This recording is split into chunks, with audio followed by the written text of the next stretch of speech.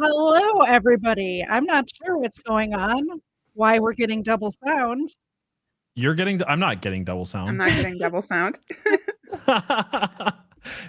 Everything was going great before we started, and then because it's Katie Zed, it wouldn't be right. It wouldn't be right if something didn't happen with the audio or We're whatever. here, and we're here to talk about Cocaine Bear. I'd like to welcome Jess. Welcome from the Hey. podcast Lit, and I'm going to be on her show on Tuesday talking about. Oh, what book are we talking about? I just read it. John Douglas, the killer. John Douglas, the killer. Yep. So that's going to be good. A good episode. I love the true crime stuff. So we picked a true crime book, and it's all about criminal psychology. So that'll be a lot of fun. And I want to welcome Abby and her sister Liz. Welcome. Hello. Glad to have you guys here. And of course, PJ's here too. Yeah, I know. I'm here. I'm just here. I don't know why. PJ and Abby are from the show Conspiracy Pilled. We're all part of the Hawkhound family, and I hope you guys subscribe to their channels as well. I believe I linked them all in the description. If I didn't, I will do that after the show. So, have any of you guys, the chat included, heard of Cocaine Bear? Movie just came out. You're the first person that told me about it. So. Yeah. Okay. I did watch the movie this weekend. It wasn't that great. Not gonna lie. Did you finish it? I did. Okay. I did. Although there's a good ending. It's all about mama bears protecting their baby bears and stuff like that. Although I believe the true cocaine bear was not a female bear. That's what I thought. But it is just loosely based on real events. And we're going to get into the real events that it's based on. So I guess let me say hi to some people in the chat and then we'll get into it. Of course, Abby's in the chat. Like to see that, Abby. Hazel423, nice seeing you. Quest Fanning is here. Bad Quality Memes. And Josh Wilson, Yo Mama, which is my mama, is here. So be on your best behavior, guys. My mom's here. Number 2, as always, is here. Thank you very much for coming. And I did see News Now Enemy was here earlier, so I appreciate that. He's my favorite mod because he likes to put the links for the coffee and things like that in the chat as well. So, oh my gosh, I got my first super chat from Quest Fanning. Thank you so much. It's my very first super chat ever. No, it's not. I beat Quest. Oh, you did? I was gonna say I super chatted, but it was on your replay, so I don't know if that really counts. I didn't see. Abby oh my gosh, chat. Abby super chatted my very first super chat. Thank you very much, Abby.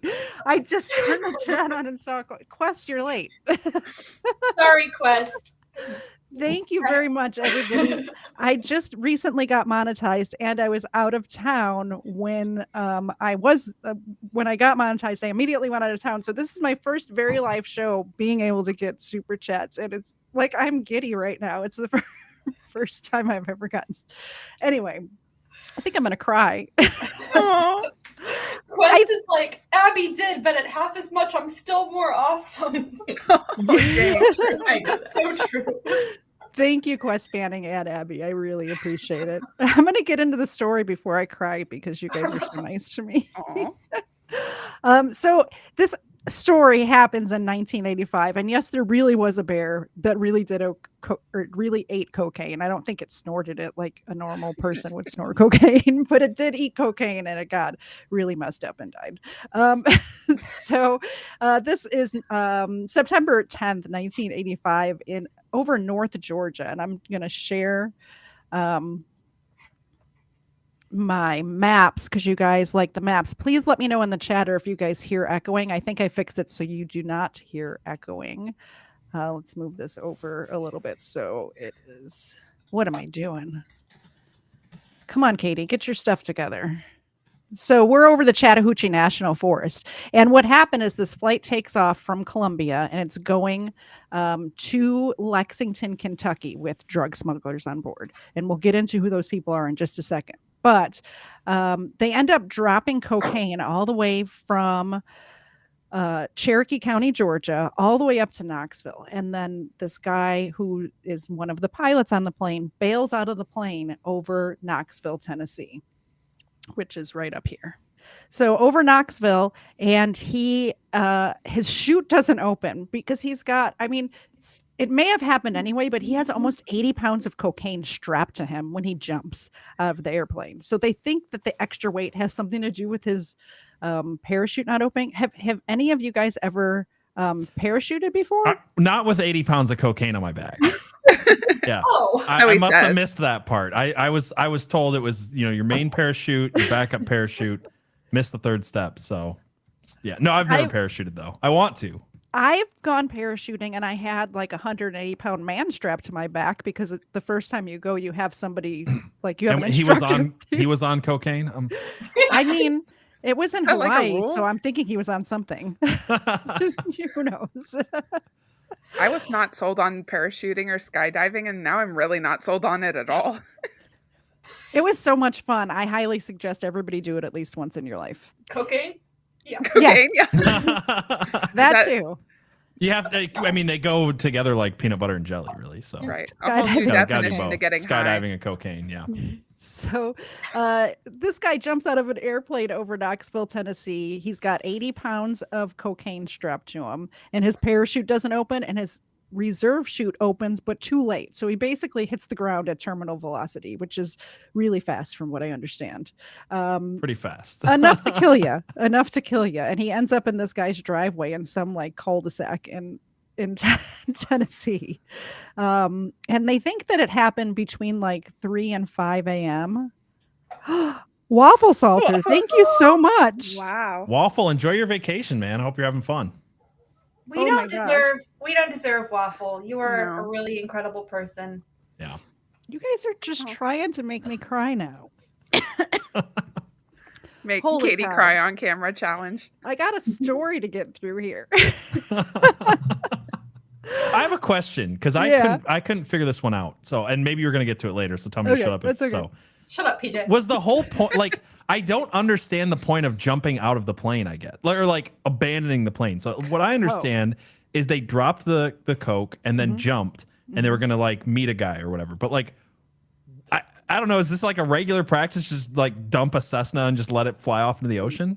No, what happened? And we're going to go completely out of order now. Oh, okay. but- Well, no, That's don't okay. answer No, it then. no, no, no, Answer I later. wanna I answer because it's such a good story. Okay. So, well, I'll answer it in a second. So Okay, this guy jumps out of the plane and then on like the cops get there, the guy goes out to get his morning newspaper and finds a dead guy with a parachute attached to him in his driveway. And he's As like, one what? does. Yeah, yeah. So he calls the cops, which I guess I would do too.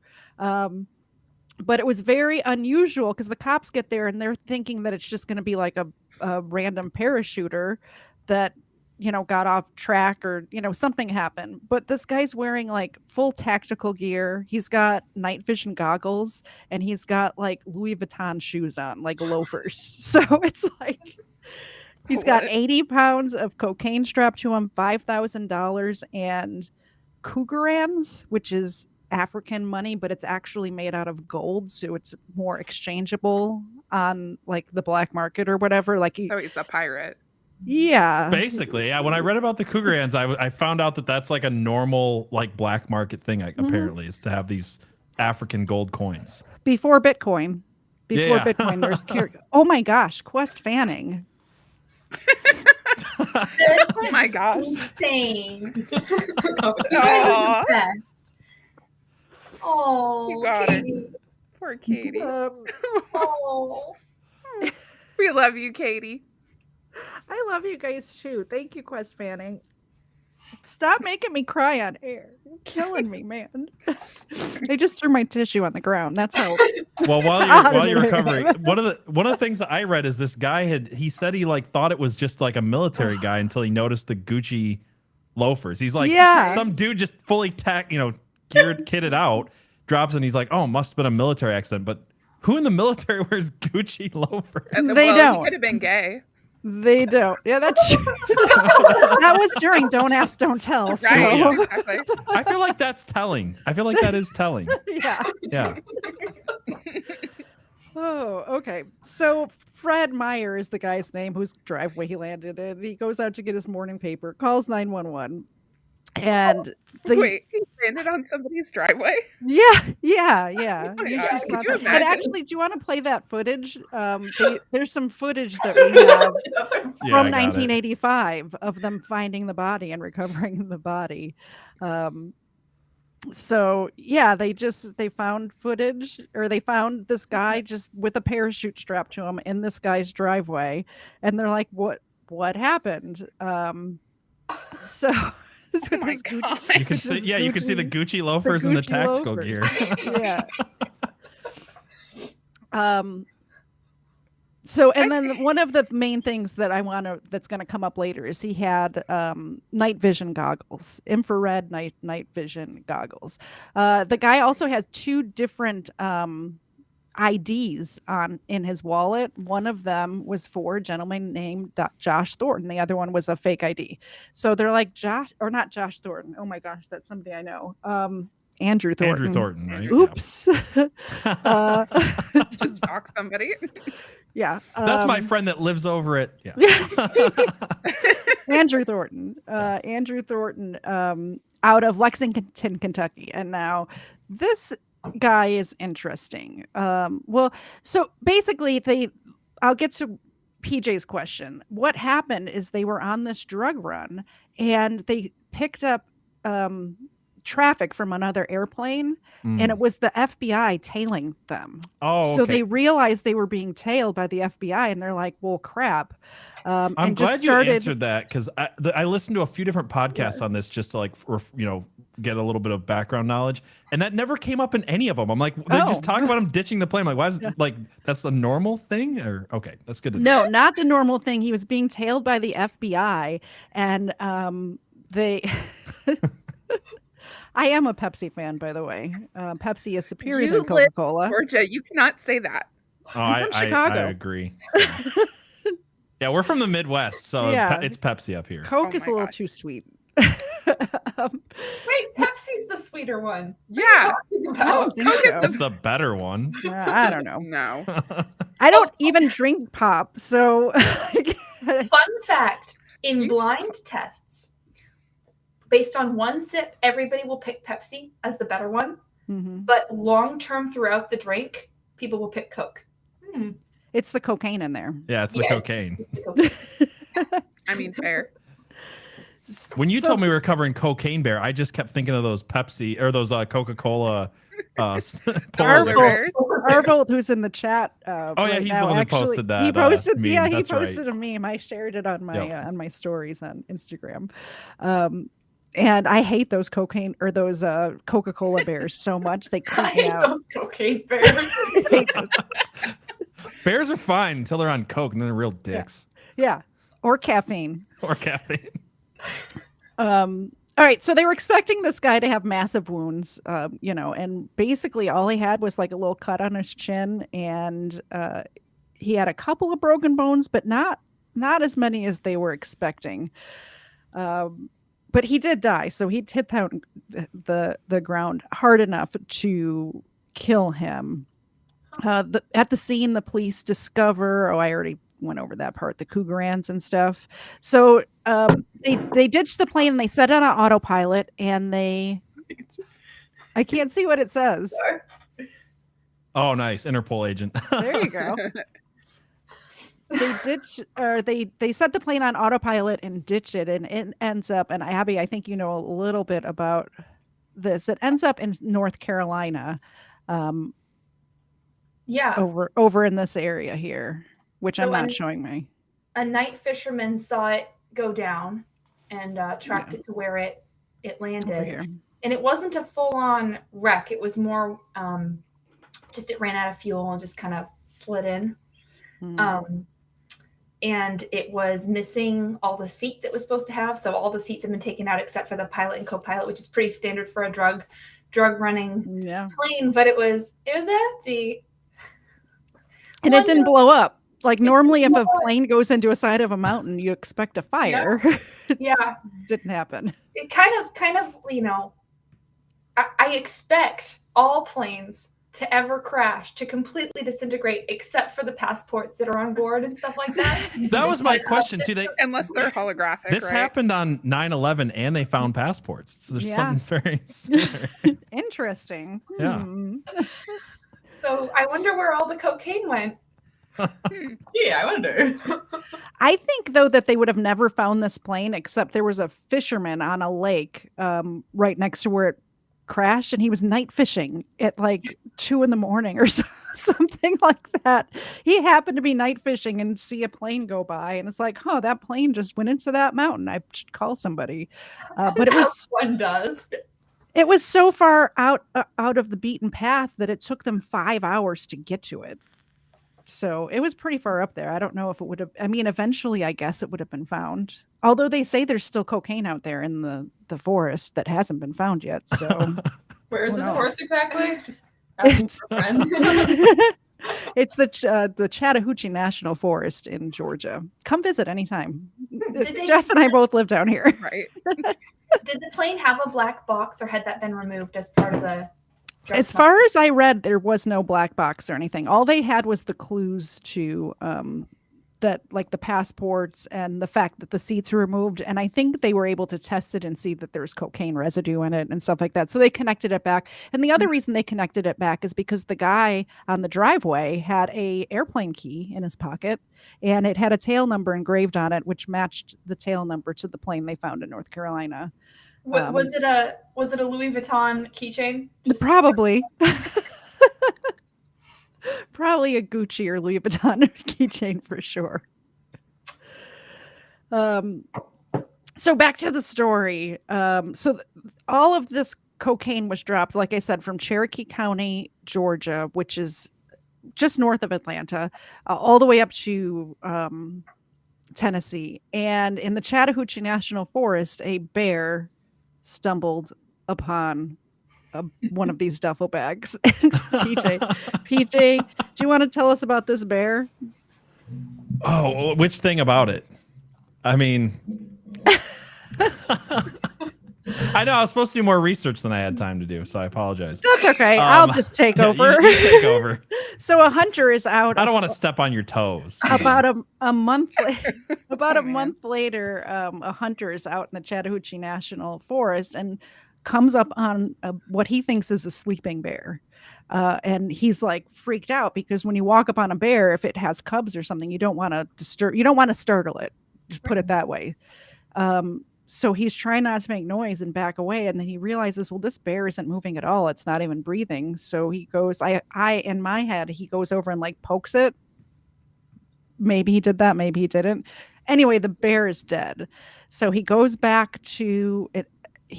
He's leaving the forest from his hunting trip, and he comes across these bags that are just ripped open, these duffel bags with white powder all over them. And he's like, that's interesting. And he wasn't even going to report it, but he ends up telling a friend, like at a bar or something, hey, I found this dead bear in the forest and these duffel bags with white powder all over them. And the friend had heard on the news, because it was a big news story at the time, because they were looking for these bags of cocaine. They're like, if you come across a duffel bag, let us know. Call the FBI immediately. Don't touch it or anything. I'm sure there was a lot of people out there looking for those bags at the time. Like they were basically announcing that there was free cocaine in the forest. They were just trying to news. help the police, you know. That's all. Yeah. Anyway, the friend told the guy, you need to call the FBI tip number or whatever. And he did, and it turns out this bear's stomach was packed full of cocaine. Just like to the brim. It ate all of the cocaine. Apparently, cocaine has a flowery smell. I don't know anything about it. This is just what I read online. It has like a flowery smell, like It's made floral. from the coca plant, so it Yeah. has that very So aromatic smell. bears are notoriously don't have an off switch when it finds food, and it thought it found food, and it packed its stomach to the brim with this cocaine and took off running about 500 feet and then dropped dead. And I can back up the flowery smell. I've never done cocaine. I've just smelled it. oh, Ah. okay. Very good. Did you smell it like really Was hard? it a line the through a straw? best way to smell it He's threw $100 bill for some reason. Oh, Just really okay. pick up that scent. Yeah. I can Makes also sense. confirm this from a coca plant standpoint. So when we were in the coca plant's not like legal in the United States, but in Bolivia, they drink it in tea, and it helps to treat. It's not a drug at that level. Helps to treat everything. Right. Depression, helps- Well, tiredness. it's a stimulant. Yeah. It helps to treat altitude sickness. Mm. So I was drinking it every day, multiple times a day, so I could breathe. But it's just kind of like mint tea, and it just makes you feel a little tiny bit better. So if you want to have a little pick me up, don't do what Abby did. Instead, you should actually look at getting some North Arrow coffee, because Yeah. doing cocaine like that bear, or I don't know what kind of tea Abby was drinking, Coca tea. coca tea, sounds like a good pick me up. But for me, all I need is North Arrow coffee, and North Arrow coffee is single source beans in each different kind of bag. So we've got Peru, Honduras, Colombia. If you use discount code HAWKHOUND you get 10% off, and that's great. So definitely do that. Why can't I? Does the Colombia one have some extra kick to it? I think it does. So it's northarrowcoffee.co. Use discount code HAWKHOUND for 10% off. The best part to me about North Arrow Coffee is that 15% of all their sales goes to pro-life charities. And I know everybody on this podcast right now really supports pro-life charities, and we want to support North Arrow Coffee and their quest to help save babies, basically, is what they're doing over there. So pick yourself up some today. northarrowcoffee.co. Use discount code HAWKHOUND for 10% off. And now back to the show. Oh, wait, I clicked the wrong button. I keep clicking the wrong buttons. You'll get it eventually. Abby is a Coke tea addict. A Coke Proof. tea, yeah. All right, so Jess, I think you did a little bit of research about how much cocaine would kill a bear that size. I want to say the bear was 175 pounds. Was it? That's it? Yeah. It wasn't very big. I No, also heard that Black bears are not. Did you guys figure out how much? Because I heard one source say it was 75 pounds of cocaine that it ate, but I don't know if that was like an exaggeration or. I think 75 pounds is what that guy had strapped to him. Right. So that's why I think that they were getting the facts mixed up on the thing Yeah. I was listening to. I'm like 70, like could its stomach hold 75 pounds of? Probably not. That's a 1% lot of cocaine. That's a lot of cocaine. Yeah, so I mean, I was operating under the impression it was a real bear. So if we're thinking about a standard person, the LD50, or the basically limit for death for 50% of people in a sample size, is 96 milligrams per kilogram. So if you're thinking about a standard person, it'd probably take about 6.5 grams of cocaine to kill you. But if the bear was that small, it would make sense why it wouldn't take as much. I was thinking like a normal bear, it was like a 600-pound bear. But Well, that I think would... black bears are usually smaller. Oh, okay. That makes Brown sense, bears then. are the big ones, and polar Yeah. bears too, I think. Well, if we're thinking about the regular or the 600-pound bear, it was over 121,000% increase from the LD50 for a 600-pound bear. Just a That it little, ingested. just a small overdose. A small overdose. Just for a little 600 Narcan will pound be bear, fine. But it Yeah. wasn't a 600-pound bear, apparently. This is a very small bear. So yeah, that bear dead. The bear's super dead. Bear's super dead. I just want to take this moment and just be a little respectful and recognize this bear had a name. Liz, What was its name? Pablo Escobar? It does. Yes, that's true. moment of silence for Pablo. You're muted there, Katie. Yeah, so I'll talk while Katie's muted. It's the Kentucky for Kentucky Fun Mall is where this bear is at, and they actually gave it a name, and the plaque says Pablo Escobar. Yeah. So That is amazing. I think it's also important that we just talk about the severe lack of bear detox facilities in the United States. I mean, it's just a real shame that there's not resources for bears who are addicted to cocaine. You have these young bears, they're so impressionable, they find cocaine. Just do it. Yeah. We need to I take heard you can go to the YMCA. Is Katie still muted? Wouldn't it be the YBCA? The bear? Yeah, the bear one. The bear one. Yeah, bear that would one. make sense. And I mean, it kind of makes sense how bears could get addicted to cocaine like that. I mean, we talked about earlier that it's really good for, what'd you say, altitude sickness, and bears tend to live in mountains, and they're sitting there drinking their cocaine tea, trying not to get sick. Well, they also, I mean, look, bears are always buying the really expensive brands too. Like they buy Charmin, so they gotta have something to sell, something to trade, right? And it can't just be berries alone. So they get the Charmin, they get the Coke, nothing off-brand for them. Nothing off-brand. It's all like name brand stuff for bears. So they probably there we go. Whole Food. I had to switch to my webcam mic. My mic stopped working for some reason. So I'm sorry about the audio issues. I need a new microphone, apparently. There we go. We got the microphone fund going this stream. I know, right? Thank you so much for the donations. That's the second time that's happened in the middle of a stream where it just stopped working. It's wow. Okay. Thank you for being here and talking. Appreciate that. So this Andrew Thornton guy that they found on the driveway, turns out he was a former cop in Lexington, and he was one of the very first officers who was on the narcotics squad. They had a newly formed narcotics squad, so he got all of these connections from being on the narcotics squad in Lexington, Kentucky, which is why when he got fired from the narcotics squad for being overly aggressive, also a bunch of drugs were missing from the supply room or whatever, or the evidence room. So stuff would go missing and it would be resold to the drug dealers that he basically arrested and took it from. He wasn't a great guy. He was also, before he was a cop, he was a paratrooper and there was some sort of conflict in the Dominican Republic where he earned a Purple Heart. So he jumped out of a lot of airplanes, which is another part of his background that I found interesting. So he went to law school while he was a cop in Lexington. So he graduated law school. He didn't take his bar exam yet, though.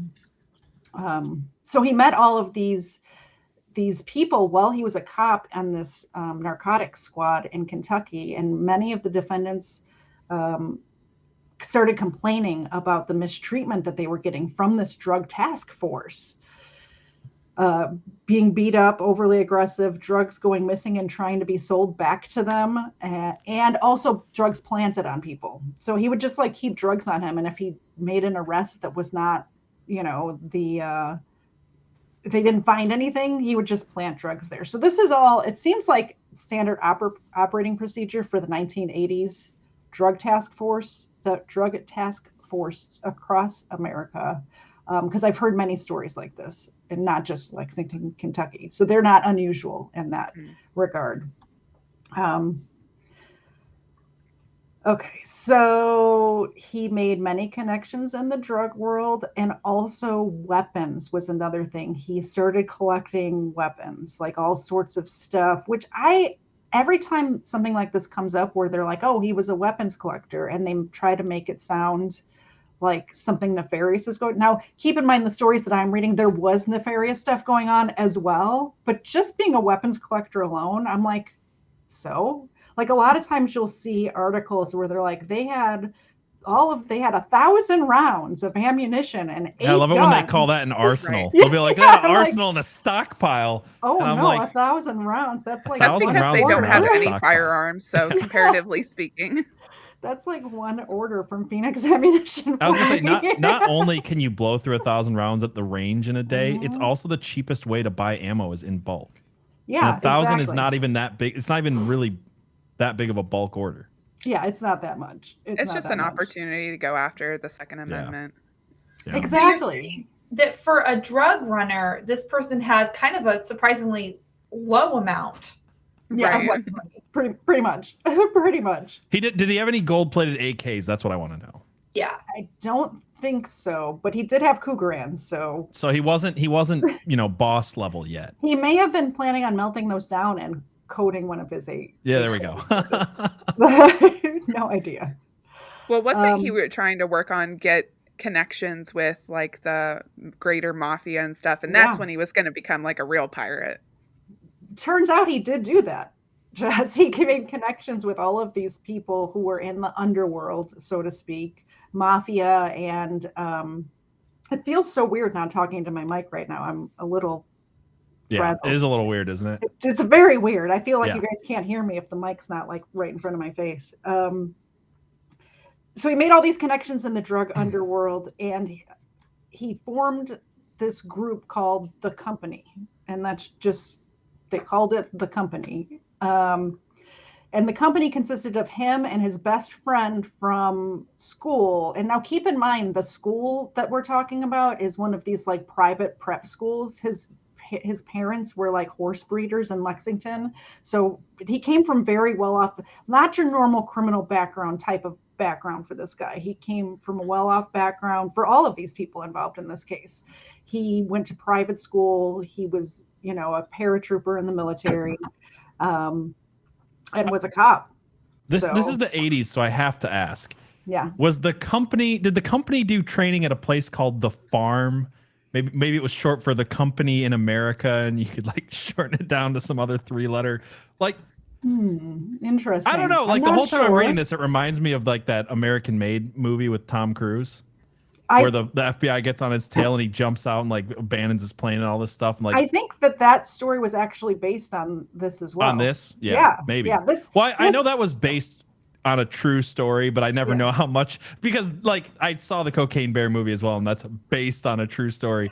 And it starts with a bear bashing its head against a tree because it's like all ramped up, and it like tears apart these tourists and limbs are flying everywhere. And that didn't happen. Based on a true story. I do wonder if there was a CIA connection though. Like, I don't know. I'm sure there was. Like all of the federal agencies, all of the 3-letter agencies were on this guy by the end. By the time he ditched the plane, they were all onto him. Even the bear was a CIA agent. I think the bear was a CIA agent. What killed me in the movie is they made the bear a girl, and the bear was not a girl bear. So I think the gender stuff really bothered me the most. It's just like Marvel. It's just like Marvel. There's gender swap and everything right now. Yeah. It wasn't a girl bear. It was a guess we have to have female bears are not being represented enough in Hollywood. Representation and drug-addled bears. We can't even have a cocaine-addicted bear anymore be male in TV. What does this world come to? I mean, they also you got a double-edged sword there too, because you have to have a black bear for representation, but also you made him a drug addict, so that's kind of racist. Wait, what are you trying to? It was a drug addicted female black bear in the movie. Why can't there be any strong female black bear representation in films? We're not on drugs. They're always single mothers or on drugs or both or stripping. I mean, according to the movie, she was a single mom too. So see what I'm saying? Wow. I didn't see a male bear in the picture at all. That's all I'm saying. And there were cubs involved. It needed to be a trans white bear. That's what it needed to be. Right. A polar bear. Yeah. Yeah. Maybe it was also transfer. We don't know if it was a trans polar bear though. That's so true. We don't know how it identified. Who's assuming? I mean, it was covering itself with cocaine. It was kind of white face. It was doing whiteface. Oh, okay. So the real story, not the movie, was Andrew Thornton and Frank Barclay. Frank Barclay was the money man, and Andrew Thornton, with all his connections from being a cop, was the drugs and weapons guy. So he made all these connections in Colombia, and he knew who to talk to, where to get stuff, all of this sort of stuff. And there's a whole lot to this story that I'm not going into because we have a limited amount of time today. But if you are interested, Google the Bluegrass Conspiracy, because it has so many tentacles that go off in different directions, and I'm not going to go over all of them, just a few of them. Sorry. R.I.P. We got super chats. We don't need monetization. Right. Please donate to my you can super chat, but what I'd really like as well is if you want to buy me a coffee, you could do that, and also support all of these lovely people on the screen as well. So Frank Barclay was the money man. There's also a guy named Wes Trotter. Now, back in 1977, Wes and Drew were both questioned in an unsolved missing persons case of Amanda Finley. And in 1977, she just went to the doctor's one day. She left her parents' house, went to the doctor's office, and never came back. Turns out she was dating Frank Barclay. And what they think happened now is that, thank you, Waffle Salter. I appreciate you. I gotta get through the story, man. Katie's like, please donate to my fund, and then also, guys, stop donating. No, keep donating. Keep donating. I need a new microphone bad. So this woman, Amanda, was dating Wes Trotter, who was part of the company. And they think now, after everything has been said and done, that she overheard stuff that she wasn't supposed to overhear about this drug running. And also another thing that was going on is they were stealing equipment from the military and selling it to the Colombians for drugs. I'll get into that in a second. But they think, the investigators think that she knew too much. And all of this sort of died. All the investigations died when they found his body on the when they found Drew Thornton's body on that driveway. A lot of these investigations died. I don't know how you did that, PJ, but you got to teach me. That was cool. I'll show you. Yeah, it was awesome.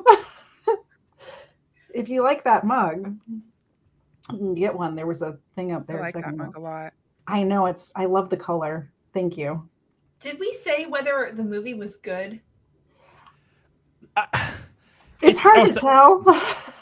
So for me, I'll just tell you what I think so far. So it used to be when you watched bad horror, it used to be there's two types of horror movies. There was the kind that took itself too seriously. You get The Ring and stuff like that. It was supposed to be legitimately scary. And then you would get B horror movies that were really low budget and really bad, and they were hilarious because they were bad. And in the last few years, we've gotten a third type of horror movie, and I kind of like them, where they're high production quality, but they're super silly on purpose. Yeah. And so they're not B horror movies because they're not bad acting and bad quality. They're just, they don't take themselves seriously. So it's kind of like Becky or some of those like that. So I kind of liked it. It was Ray Liotta's last movie. Ray Liotta, yes. Sorry, yeah. I'm bad with names. Ray Liotta was in it. And I think it's one of those movies that is like an instant cult classic. Yeah. I could see this going into the future where people will be watching this for sure, over and over again. It was a really bad movie, but in the good way. It was a bad movie. It knew what it was. It knew what it was. It knew it was ridiculous. So exactly. Yeah. It's so important to know what you are. Unlike this bear. Right. Yeah. All right. So this woman, Amanda, goes missing in 1977. Both Andrew and Wes are questioned in her disappearance. And she was dating Wes. They think she overheard things she shouldn't have. Her purse was found 7 months later after her disappearance, floating in the Kentucky River, just a little bit away from Drew Thornton's property. So that's kind of a clue there. But he was never actually convicted of that crime. Frank Barclay, the third member of the company, was being investigated for stealing equipment from the China Lake Naval Base. And what he was doing is he had some guy on the inside, and all of this equipment, it was mostly navigation stuff for the airplanes, that they were flying back and forth from Colombia, so they could see if they were being picked up on radar, and night vision goggles, which that's one of the night vision goggles they traced back to, it was one of the ones that was missing from China Lake. So this is how it all goes wrong. This China Lake, this China Lake stuff missing from China Lake, they were thinking it was never going to be found out because they were stealing old equipment that was it wasn't the newest stuff. It was being stored in a warehouse somewhere. And how they were doing it is they realized that when you drive into a military base, they check your car, they check you and everything. When you're driving out, they don't really check. So they were driving into these military bases, and they had an inside guy. But when they're leaving, nobody's checking. So they were just loading up pickup trucks and whatever trucks with this equipment and leaving with it. Well, the military did catch on. The Navy caught on that stuff was missing. And they tracked it back to Frank Barclay. Now, Frank Barclay, they start following him. And this is how they catch on to Andrew Thornton, the parachute guy. But they track him down to a hotel room in Pennsylvania. And he's doing business out of this hotel room. And then they're paying off the maids not to see anything, not to say anything. But the maids are like, it's kind of weird. They're asking us not to clean up their rooms. When we walk by and the doors open, we can see a lot of guns and stuff in there. Something weird's going on. So the maids end up calling the cops, and the cops start investigating. And in the room, when they search the room, Andrew Thornton's information, like his phone number, and like there's some law or some plans about this drug run that they're planning on doing, the one that ends up being the Cocaine Bear one. So that's how they end up following him, and that's how they get on his tail. So they know it wasn't like a registered flight plan, but they know what their plan is, to go to Colombia, get these drugs, and come back. Can I just say, he's not a very good drug lord if all of his plans were that easy to find. Like, he didn't have a secret panel under a floorboard or a magic turning library bookcase thing. Like, come on. If you're going to do it right. I guarantee those bookshelves behind Jess flip around and there's some secret room back there. I mean, she's not saying anything. I don't know. I don't know anybody who would have a secret bookshelf in their house. Yeah, who would? No idea. No idea. All right, so he gets arrested in Pennsylvania, and so they track it back to they track his flight, and that's why the feds are on him on this flight. Now, just as a quick aside, the co-pilot of this plane, there was 2 guys in this plane. It wasn't just Drew Thornton, but the second guy didn't know he was running drugs. He got hired to be a co-pilot on this flight and thought that they were just going to the Bahamas for like vacation or something. And then once they get into the air, they're like, nope, we're going to Colombia to get drugs. Tricked you. And he ended up surviving. So his parachute did open. He ended up surviving, but he had no idea. Like, once this all started happening, where they hear the traffic, the chatter on the radios and stuff, and Drew Thornton gets freaked out and starts dumping cocaine, like opens the door and starts dumping cocaine. He just like went along with it because he had no idea what was going on. And he had never trafficked cocaine before. Yeah. Yeah. The only kind of snow we get here in the South. Yeah. He's probably like PJ, like if PJ was on that flight, is this normal? Is this what we're supposed to be doing? Right. Is this how they traffic drugs? I don't know. But he did end up landing safely on the ground and stashed his parachute and stuff somewhere and got away. But they did track him down and question him. And he's like, I don't know what happened. I was just going along with it. So I think that pretty much sums up I went through that way quicker than I thought I was going to. Do you guys have any questions or have anything to add? I just love that it is an interesting true crime story, and it's always like the bear is such like a minor part of it, and it's become this huge thing. Most of documentaries I watched didn't mention the bear at all. Really? What did they call it? Cocaine Bear? Did they? No, it's the the Kentucky Bluegrass Conspiracy, right? Yeah. I had a question. Sorry. Oh, go ahead. How do you not mention the most important part of the story? The bear. There's a bear on cocaine. Did you talk about the stuffed bear getting like its kind of path of all these different places it went to? No, I didn't. I can definitely talk about that, and because that's another interesting part. Because when I left to try to fix my mic, I had to unshare my screen, so I did have that pulled up. I knew I was missing something. Yeah, because the the Kentucky for Kentucky Fun Mall or whatever it's called. They like eventually want to track this thing down. So like the story of how they found it is I thought was interesting. Yeah, so you can go see Cocaine Bear. Once they did the necropsy, I think that's how you pronounce it, which is when they do an autopsy on a bear. Gold chains and everything. I mean, he looks like Flava Flav. He does. He does. It's the gold chain for me.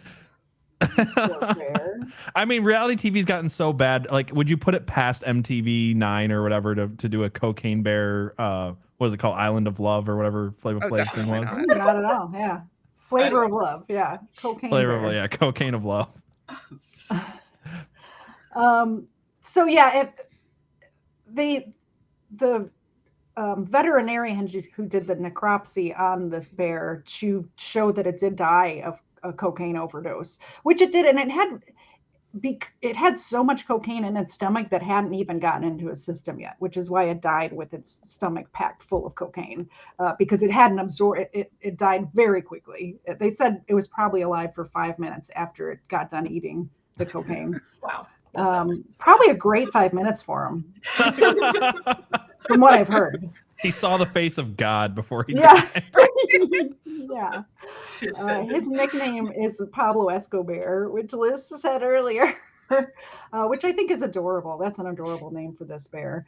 But normally when they do a necropsy on any animal, they then, either bury it or cremate it and, get rid of its remains. But this doctor was thinking, and he's like, we need to get this bear taxidermied. This is Georgia for you. This happened in Georgia. This is a very redneck. This is 100% Georgia. Yeah, this is 100% Georgia. So they gifted it to the Chattahoochee National Forest, like welcome center or whatever. And he was there for a while. And then there was a country singer. Waylon Jennings. Yeah, Waylon. They ended up auctioning him off, and Waylon Jennings bought him. So he went to Las Vegas for a while, and was in Waylon Jennings' house, I assume. Thank you very much for the super chat, Yo Mama. So what I understand is this bear was stolen, pawned, went to Waylon Jennings, and then it went to Vegas because I guess he's a guy, I don't remember his name, but he's some guy who's known for like getting party favors to celebrities in Vegas. Like he's the drug guy out there. So then he had this bear at some penthouse in Vegas for a while before they tracked it down. And then the Kentucky Fun Mall ended up, I had their website pulled up too. You can go see him right now today in the Kentucky Fun Mall. They actually ended up tracking him down and buying him. And all they paid, I think they were gifted it because it said somewhere I read where they just paid for shipping to get the bear to them. And you can go, it's just outside of Lexington, Kentucky. So you can definitely go see him tomorrow if you want. You can go tonight. I don't know how late they're open if you're near Lexington, Kentucky. So what you're saying is I need to make this a part of my summer road trip. I was thinking the same thing. I really want to go see this bear. We were up in northern Tennessee, like just not too far from there last weekend. And I'm like, do we have time? Like we had other plans we were going to. And I'm like, I don't think we have time to go to I wanted to get like a selfie with this bear for the thumbnail. I'm just saying, like Tennessee's kind of central for all four of us to meet up. Oh, that's interesting. Might not be a bad photo opportunity. Very interesting. I also wanted to show you, this is the area that the most of the cocaine was found in, and where the bear ate the cocaine. So you can see, thank you very much, Abby Libby, for went out for Pablo Escobar. You can see there's a lot of nothingness up there in North Georgia. It's pretty though. You should go hiking there. Yeah. It's a beautiful place to hike. Great hiking spot for no particular reason. It's peaceful looking. Yeah, and you maybe find some treasures along the way. Yeah. Now, I will. Yeah, right. I will tell you, this area has a mountain called Blood Mountain on it, and there's another true crime case that I might cover that took place on Blood Mountain. It was Meredith. I forget her last name, but she got abducted off of a hiking trail in this area by a serial killer. And it's a great story. And I'm not going to spoil it any more than that, but it took place in the same area. So when I saw that it happened on Blood Mountain, I'm like, oh, I know that place, because I wanted to go there ever since I read that Meredith. God, Emerson? Emerson, yes, Meredith Emerson. I remember that story. That was crazy. Yeah. Katie, we've covered some pretty insane stories out of Georgia in the last year, and I'm just starting to wonder, like, when is it going to be the Georgia man's turn? Like, we always hear about Florida man. True. But like Georgia did have that, like, those people drowning themselves with shopping carts off the dock near your house and all those other crazy stories. That was very near my house. Yeah, and we had the another place that I visited this weekend is, do you know, guys remember the Olympic bomber? Yeah. I'm so bad with names. I forget his name too, but I drove past the town that he was found in the forest that he was hiding in for all those months. And I'm like, oh, this is where that guy was. And it's a very similar looking area where there's just like a lot of nothingness. Great place to hide if you're on the run, by the way. There are lots of trees in Georgia. Lots of trees. Yeah, absolutely. I want to thank you guys for coming on today with me. Did you guys want to talk? Did you have any other questions about the story? Not about the story, but did we get to see the puppy?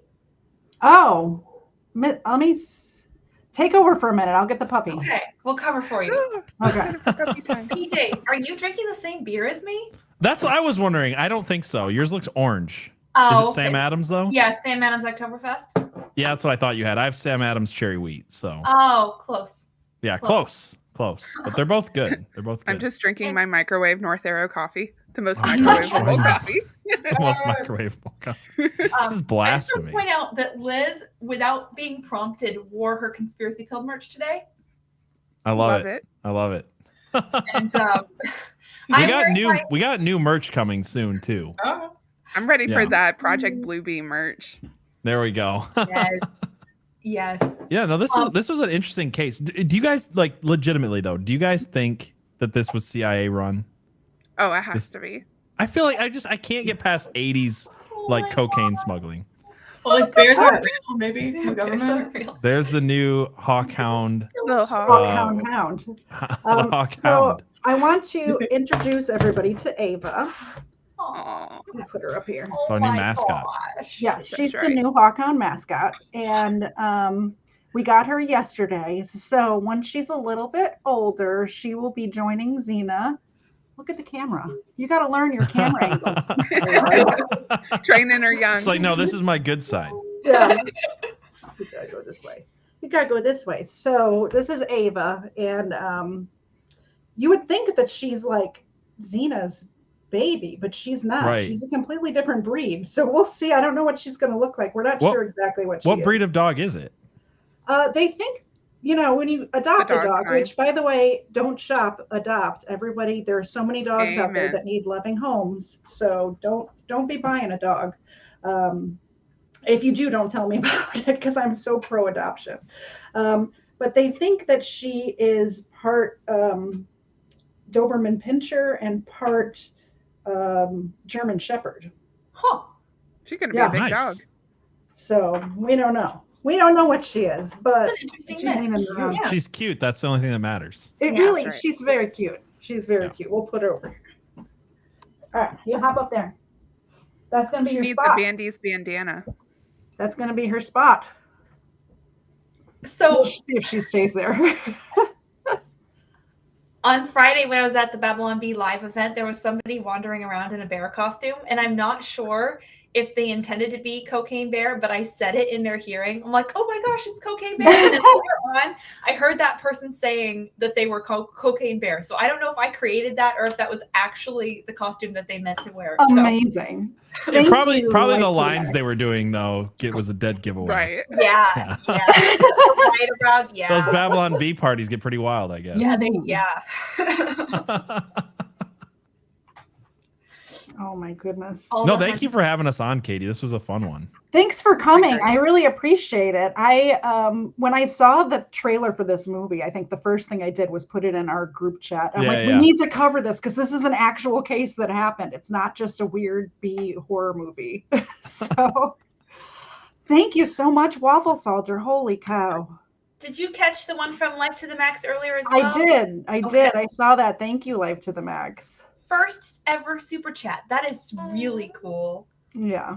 Yeah. Oh my goodness. Yes, her name is Ava and it's spelled just like that.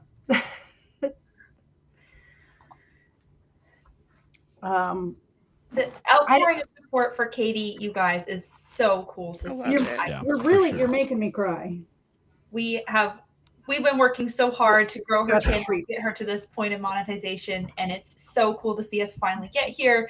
And just the outpouring of support is really heartwarming. I love to see it. So well earned. Katie's been working hard at this channel for a long time, so happy to see. Yeah, I'm really happy to see it. Yeah, and Pete has put a lot of work in production-wise to make it look good, and a lot of work on his part needs to be shouted out as well. We all know that everyone's here just for the Xena cam, so now we have a Xena and Ava cam. So I probably should make twice as much money now. There you go. At least. Yeah. To get Quest fanning. Here we go. Thank you, Quest. No. I had the most racist when we lived in Africa. We had a guard dog because no police force that you could rely on, and she was the most racist dog I've ever met in my life. She's trained to be racist. She's pretty much trained to be racist. Yeah. Was she racist, or was it just that everybody was black? So like, she called it everybody. She was genuinely a lot nicer to the missionaries who were white than she was trained to bite black people. Yeah, although she did bite me, so equal opportunities. Equal opportunity enforcer. There we go. Our dog that we had before Xena was very racist. I mean, we've had her since she was a puppy, so we did not train her to be that way or anything. But Xena's like the least racist dog I've ever, she's friends with she wants to be everyone's best friend. So hopefully Ava learns from Xena and is not racist. And for the record, we didn't train our dog to be racist. It was the people before. It just was. It was natural. We adopted. I feel like that's true of pit bulls, where they just want to be everybody's Abby met my dog. My dog is like instant best friends with everybody that walks through. She would make the worst guard dog, I think. Yeah. Like that's my she looks mean, but Xena looks mean and she will bark at new people, so she makes a good guard dog. But I'm telling you what, if you just talk to her, she's like, oh, okay, you want to pet my belly? I have terrible guard dogs. They're like, oh, burglar, please come in, pet me, please. Yeah, as long as you pet the dog. Yeah, exactly. You don't even have to give her treats or anything. You just have to pet her and talk to her. Right, Xena? How cute are they? They're so cute. I can't handle it. I know. So let me announce what I'm doing next week. I believe I'm having Justin Coleman on again, although I have to confirm with him. So it'll either be Justin Coleman or a Crime Land episode. What do you guys have coming up? So Tuesday, you and Jess have an episode. We do, yes. I'm excited. We're going to be talking about The Killer Across the Table by John Douglas. So he was the guy who was behind that TV series called Mindhunter, if I have that correct. And he goes really deep into the psychology of criminals. The big question, is it nurture or nature? We'll be talking a lot about. I'm excited about it. Only Katie's Egg could get me to read a true crime novel, because usually they give me nightmares. But it was a good book, and it'll be a good conversation. I love the psychology part of crime. I think that's why I'm really interested in true crime, which is why I have this channel, is because it's just so interesting to me that how people's minds are just wired different to do awful things, just horrible things. I'm excited for that episode because I haven't read that book, but I read another one by the same guy called The Cases That Haunt Us. You guys ever heard that one? It's it goes through the Zodiac Killer. Well, it starts, it goes chronologically. So it starts with I can't think of it, Whitechapel. I can't think of the guy. Jack the Ripper. Jack the Ripper. Yeah, and it goes all the way up through modern cases and stuff like that. So he does a good job. I'm sure that'll be an interesting episode. Yeah. And then are you joining us Wednesday for Conspiracy Pilled? I don't remember if we talked about this or not. Me? Yeah.